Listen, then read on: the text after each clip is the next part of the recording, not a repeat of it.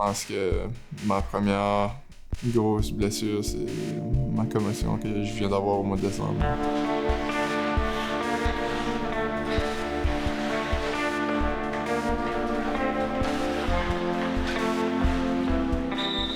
On était à Toronto, on jouait contre les États-Unis le 31 décembre. Mes parents étaient dans les estrades en train d'écouter la partie, puis quand je me suis fait frapper, j'ai tombé à terre, puis ça m'a pris comme, je pense quelque chose comme 15 secondes à me débarquer de la glace. Je suis parti dans la chambre, là, j'ai pas été sur le banc. J'étais un peu étourdi, j'étais pas moi-même vraiment.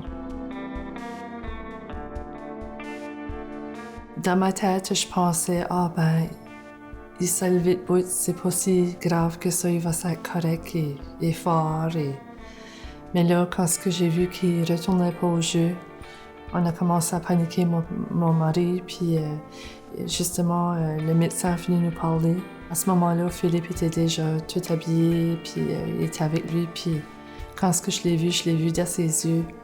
Je sais que je suis pas médecin, mais je voyais que il y avait quelque chose, puis c'était pas correct.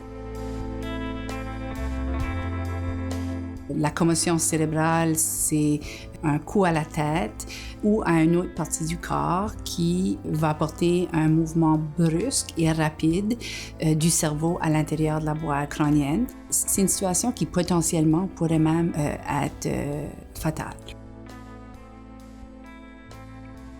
Tu peux pas jouer avec une commotion, t'es étourdi, tu sais pas vraiment qu'est-ce qui se passe. C'est le docteur qui a décidé pour moi, puis il a dit on va pas te laisser jouer aujourd'hui, je pense pas que t'es prêt.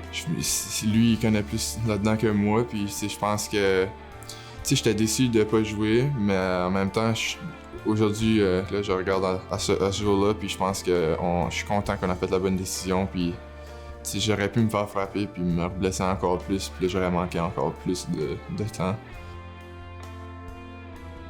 La lumière le dérangeait beaucoup. On essayait vraiment comme en famille de pas mettre trop de lumière dans la maison, puis pas trop d'avoir de technologie, les téléphones, les laptops, quoi que ce soit. C'était pas facile parce que il y avait beaucoup de monde qui voulait communiquer avec Philippe. Mes parents m'ont aidé à dire, regarde, faut pas que tu reviens au jeu trop vite, là, faut vraiment que tu prennes le temps de laisser ta tête guérir. T'as pas le choix de prendre le temps que t'as besoin avant de revenir au jeu. Le retour à l'activité physique et au jeu, c'est une responsabilité partagée entre l'individu qui a été atteint de la commotion cérébrale, le parent, de toute la communauté. Puis je pense que c'est d'autant plus important qu'on ait des lignes directrices avec des étapes standardisées qui sont simples à utiliser, que les gens peuvent suivre, puis qu'on est capable de faire la transition entre les différents environnements dans lesquels les jeunes vont partager leur quotidien.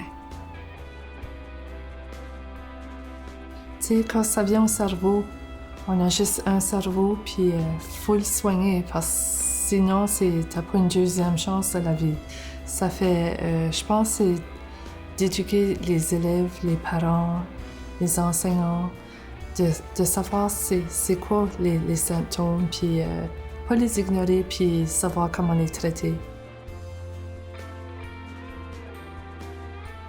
T'as toute ta vie à vivre, puis je pense que c'est mieux de te faire vérifier par un docteur puis faire sûr que t'es vraiment correct avant de retourner au jeu. Tout va bien aller si tu suis les étapes. Je suis content de la décision que j'ai prise, puis j'ai revenu en force après ça au mois de février, puis faut savoir quand arrêter. Je pense que c'est important. C'est le centre de contrôle de toutes nos fonctions. Donc, mieux vaut être prudent puis d'aller du côté de l'évaluation pour s'assurer qu'effectivement, tout est correct et que si effectivement il y a une commotion, que les étapes soient bien suivies.